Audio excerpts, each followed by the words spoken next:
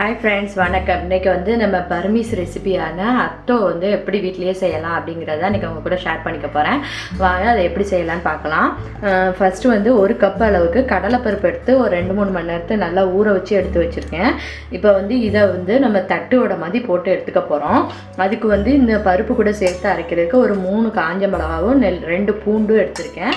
இதை வந்து நல்லா மிக்சியில் வந்து நல்லா தண்ணி விட்டு அரைச்சி எடுத்துட்டு வந்துக்கலாம். அதுக்கு வந்து ஃபஸ்ட்டு இதில் உள்ள பருப்பு அவ்வளோத்தையும் போடாமல் நம்ம வடைக்கு வந்து இப்படி ஒரு கை அளவுக்கு அரைக்காத பருப்பு எடுத்து வச்சுருப்போம்ல, அது மாதிரி எடுத்து வச்சுட்டு மிச்ச பருப்பை வந்து நம்ம அரைக்கிறதுக்கு எடுத்துக்கலாம்.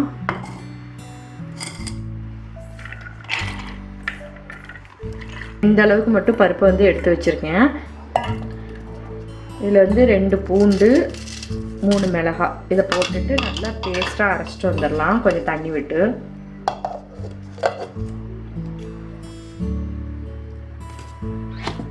பார்த்தீங்கன்னா நல்லா பேஸ்ட்டாக அரைச்சாச்சு. இப்போ இதை வந்து ஒரு பவுலுக்கு வந்து சேஞ்ச் பண்ணிடலாம். நம்ம கடலைப்பருப்பு எடுத்து வச்சுருக்க பவுல்லையே மாற்றிடலாம். கொஞ்சம் தண்ணியாக தான் நம்ம கரைச்சிக்க போகிறோம். அதனால் வந்து நான் மிக்ஸி ஜாரில் உள்ள தண்ணியை வந்து கழுவி ஊற்றிக்கிட்டேன். இப்போ இதில் வந்து 1 கப் அளவுக்கு அரிசி மாவு கலந்துக்கலாம். அடைக்கு தேவையான அளவு உப்பு போட்டுக்கலாம். இப்போ இதை வந்து நம்ம நல்லா வந்து தண்ணி விட்டு கரைச்சிக்கணும், கட்டி இல்லாமல். அதுக்கு வேணுங்கிற அளவுக்கு தண்ணியை வந்து நம்ம ஆட் பண்ணிக்கலாம்.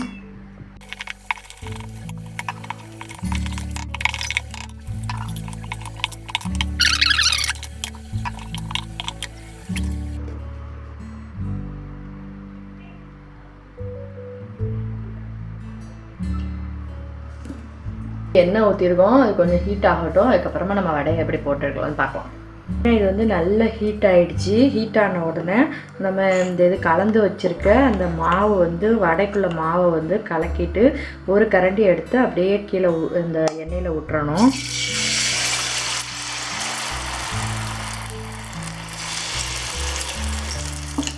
இது வந்து இப்போ நல்லா பொரிஞ்சு அந்த நுரெல்லாம் அடங்கினதுக்கப்புறமா இதை வந்து நம்ம மாற்றி போட்டு எடுத்துக்கலாம்.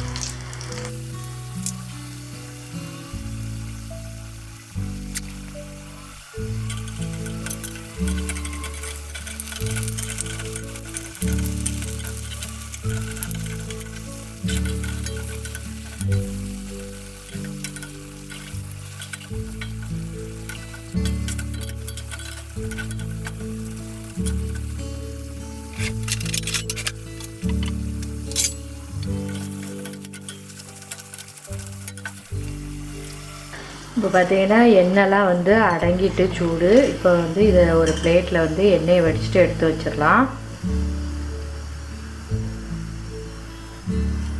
இது வந்து ஆறினோன்னு பார்த்தீங்கன்னா நல்லா மொறுமொறுன்னு இருக்கும். நான் உங்களுக்கு உடச்சி காமிக்கிறேன்.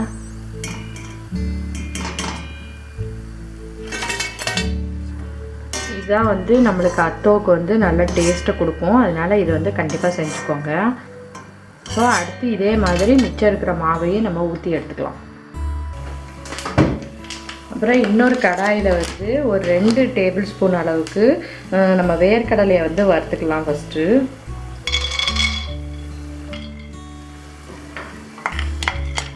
இப்போ வந்து பார்த்திங்கன்னா கடலை வந்து நல்லா வறுபட்டுட்டு இப்போ 4 டேபிள் ஸ்பூன் அளவுக்கு நம்ம பொரிகடலை சேர்த்துக்கலாம். பொரிகடலை சேர்த்து இதை ஆறினோடனே மிக்சியில் வந்து பொடியாக திரித்து வச்சுக்கலாம்.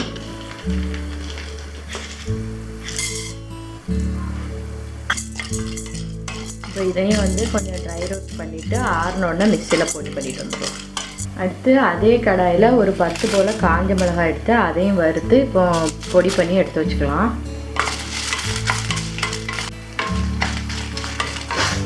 இப்போ மிளகாய் வந்து நல்லா வறுப்பட்டுடுச்சு. இப்போ ஆற வச்சுட்டு மிக்சியில் பொடி பண்ணி திரித்து இதையும் தனியாக எடுத்து வச்சுக்கலாம்.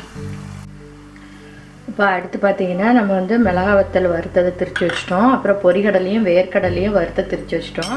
இது வந்து நான் மிளகாய் பொடி அரைச்சதுக்கு அப்புறமா அரைச்சதுனால கலர் இப்படி இருக்குது. நீங்கள் ஃபஸ்ட்டே அரைச்சிட்டிங்கன்னா ஒயிட்டாக இருக்கும். அப்புறம் வந்து 1 ஸ்பூன் அளவுக்கு உப்பு எடுத்து அதை வந்து தண்ணியில் வந்து கொஞ்சம் கரைச்சி எடுத்து வச்சுக்கிடணும். இதை வந்து நல்லா கரைச்சி வச்சுக்கோங்க. இது வந்து நம்மளுக்கு யூஸ் ஆகும். அப்புறமா ஒரு எலுமிச்சப்பழ அளவுக்கு புளி எடுத்து நல்ல தண்ணியில் ஊற வச்சுருக்கேன். இதை வந்து நல்லா கரைச்சி இந்த சக்கை இல்லாமல் வெறுமனையாக தண்ணி மட்டும் ஒரு இதில் வந்து வடிகட்டி எடுத்து வச்சுக்கணும். எடுத்து வச்சுக்கிட்டோன்னா இதெல்லாம் ரெடி ஆகிட்டு அதுக்கப்புறம் வெங்காயம் பூண்டு கட் பண்ணி அதையும் வதக்கிட்டோன்னா நம்மளுக்கு வந்து சூப்பராக ரெடி ஆயிரும். ஓகே, நம்ம இப்போ அடுத்து வெங்காயம் பூண்டு வந்து நம்ம வதக்கிறத பார்க்கலாம்.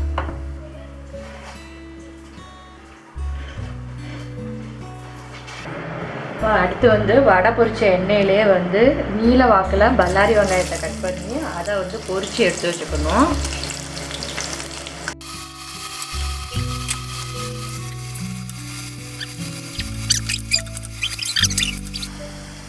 இப்போ வெங்காயம் வந்து நல்லா ப்ரௌனாக வதக்கிடுச்சு. இப்போ இதை எண்ணெயை வடிச்சிட்டு வெங்காயத்தை மட்டும் எடுத்து வச்சிடணும்.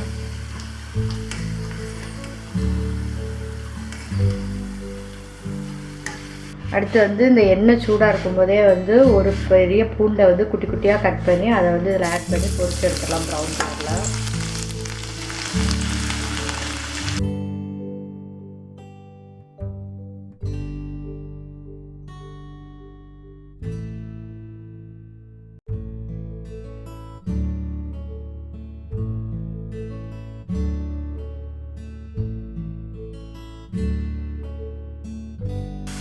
இப்போ பார்த்தீங்கன்னா பூண்டை வந்து நல்லா வந்து எண்ணெயில் வதக்கியாச்சு. இப்போ இந்த எண்ணெயோடு வந்து இந்த பூண்டையும் சேர்த்து ஒரு கிண்ணத்தில் ஊற்றி வச்சுக்கலாம். அடுத்து வந்து நம்ம நூடுல்ஸ் வேக வச்சு எடுக்க போகிறோம். லாஸ்ட்டு தான் நூடுல்ஸ் வேக வைக்கணும், அப்போ தான் அது காஞ்சி போகாமல் இருக்கும். அதுக்காக இப்போ இதை வந்து ஒரு கிண்ணத்தில் மாற்றிட்டு நம்ம இன்னொரு பவுல் வச்சு நூடுல்ஸை வேக வச்சு எடுத்துடலாம். இப்போ பார்த்தீங்கன்னா அடுத்து நம்ம நூடுல்ஸ் வேக வச்சு வச்சுக்கிட போகிறோம். நம்மளுக்கு வந்து எந்த நூடுல்ஸ் வேணாலும் நம்ம எடுத்துக்கலாம். நான் வந்து வெஜ் ஹாக்கா நூடுல்ஸ் தான் எடுத்துக்க போகிறேன். இது வந்து எவ்வளோ டைம் வேக வைக்கணும்னா 4 minutes வரைக்கும் இதை வந்து வேக வைக்கணும்னு போட்டிருக்காங்க. அந்த பேக்கெட்டில் எவ்வளோ டைம் போட்டிருக்காங்களோ அதுக்கேற்ற மாதிரி நீங்களும் வந்து உங்கள் நூடுல்ஸ் பேக்கெட்டுக்கு ஏற்ற மாதிரி நீங்களும் வேக வச்சு எடுத்து வச்சுக்கோங்க. இதுக்கு வந்து ஃபஸ்ட்டு வந்து நம்ம தண்ணியை வந்து நல்லா கொதிக்க வச்சுக்கலாம். கொதிச்சதுக்கப்புறமா உப்பும் கொஞ்சம் எண்ணெயும் விட்டுட்டு நூடுல்ஸை போட்டுட்டு ஒரு 4 நிமிஷம் கழித்து எடுத்தோம்னா நூடுல்ஸ் வெந்துடும். அதுக்கப்புறமா எப்படி மிக்ஸ் பண்ணணும் அப்படிங்கிறத பார்க்கலாம். இப்போ வந்து தண்ணி வந்து நல்லா கொதிச்சுட்டு இதில் வந்து நூடுல்ஸ்க்கு தேவையான அளவு உப்பை ஆட் பண்ணிக்கலாம். அடுத்து நூடுல்ஸ் ஒட்டாமல் இருக்கிறதுக்காக 1 ஸ்பூன் அளவுக்கு எண்ணெய் சேர்த்துக்கலாம். சேர்த்ததுக்கப்புறமா நம்ம நூடுல்ஸை வந்து இதில் வச்சுக்குவோம்.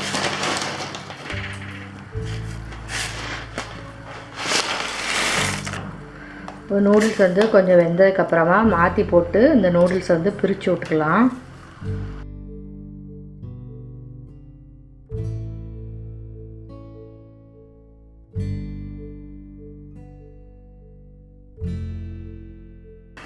இப்போ வந்து நூடுல்ஸ் நல்லா வெந்துடுச்சு. இப்போ ஸ்டவ் ஆஃப் பண்ணிவிட்டு இப்போ இதை வந்து தண்ணியை விட்டு எடுத்து வச்சிடலாம்.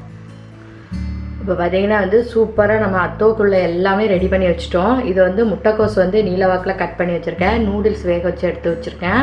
அதுக்கப்புறம் வந்து உப்பு தண்ணி, அப்புறம் புளி தண்ணி, அப்புறம் மிளகாய் வத்தல் பொடி பண்ணி வச்சுருக்கிறது, அப்புறம் பொரிகடலையும் கடலையும் வறுத்து பொடி பண்ணது, அப்புறம் வந்து பார்த்திங்கன்னா இது வந்து பூண்டு எண்ணெய், அப்புறம் பச்சை வெங்காயம் கொஞ்சம், அடுத்து கொத்தமல்லி இலை, அப்புறம் அந்த ஓட்டை வடை, அதுக்கப்புறம் வெங்காயம் வந்து எண்ணெயில் பொரித்து எடுத்து வச்சுருக்கேன்.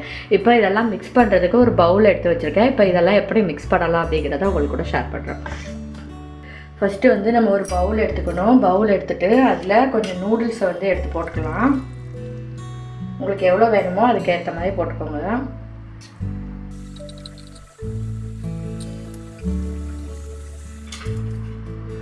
இப்போ நம்ம ஒரு பவுலில் வந்து நூடுல்ஸ் எடுத்து வச்சிட்டோம். அடுத்து இதில் வந்து கொஞ்சமாக வந்து உங்களுக்கு எவ்வளோ வேணுமோ அதுக்கேற்ற மாதிரி நீங்கள் ஆட் பண்ணிக்கலாம். நான் வந்து ஒரு கைப்பிடி அளவுக்கு வறுத்த வெங்காயத்தை வந்து கொஞ்சம் எடுத்து போட்டுக்கிறேன். அப்புறம் நம்ம ரெடி பண்ணி வச்சுருக்க அந்த ஓட்டை வடை அதை வந்து ஒரு கைப்பிடி அளவுக்கு எடுத்து நல்லா நொறுக்கிட்டு ஆட் பண்ணிக்கோங்க. அப்போ சாப்பிட்றதுக்கு நல்லாயிருக்கும். இது எல்லாமே வந்து உங்களுக்கு இஷ்டப்பட்ட அளவு நீங்கள் ஆட் பண்ணிக்கலாம். உங்களுக்கு கூட குறையா எப்படி வேணுமோ அதுக்கேற்ற மாதிரி ஆட் பண்ணிக்கலாம். அதுக்கப்புறம் வந்து கொஞ்சமாக வந்து பச்சை வெங்காயம் கட் பண்ணி வச்சுருக்கோம், அதையும் இதில் ஆட் பண்ணிக்கோங்க. அப்புறம் கொத்தமல்லி இலை,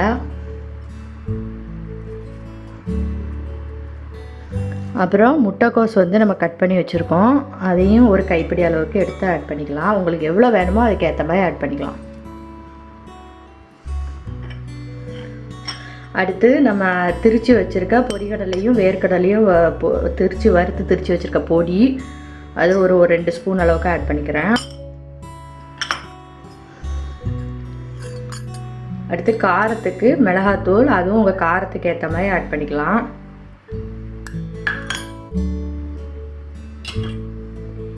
அடுத்து நம்ம உப்பு தண்ணி கரைச்சி வச்சுருக்கத அதை வந்து 1 ஸ்பூன் அளவுக்கு ஆட் பண்ணிக்கோங்க.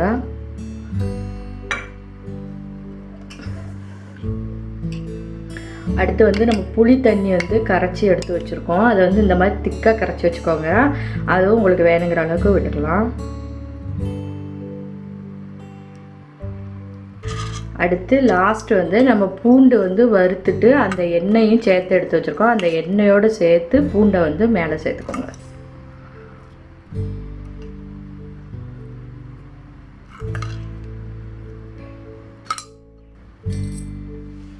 பார்த்தீங்கன்னா எல்லாம் ஆட் பண்ணியாச்சு. இப்போ இதையெல்லாம் ஒன்றா மிக்ஸ் பண்ணிக்கணும். அவ்வளோதான். இந்த நூடுல்ஸோடு சேர்த்து மிக்ஸ் பண்ணிவிட்டு உங்களுக்கு எதுவும் பத்தலைன்னா கூட குறைய ஆட் பண்ணிக்கோங்க.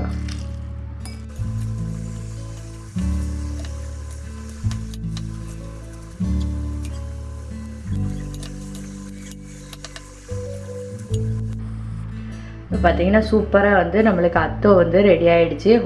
நம்ம வெளியே ஹோட்டலில் வாங்கி சாப்பிட்ற மாதிரி அதே டேஸ்ட்டில் சூப்பராக இருக்குது. நீங்களும் வந்து உங்கள் வீட்டில் ட்ரை பண்ணி பாருங்கள். ட்ரை பண்ணி பார்த்துட்டு எப்படி இருக்குதுன்னு எனக்கு கமெண்ட்ஸில் சொல்லுங்கள். ஓகே ஃப்ரெண்ட்ஸ், நெக்ஸ்ட் இன்னொரு சூப்பரான ஒரு வீடியோவில் பார்க்கலாம். பாய்.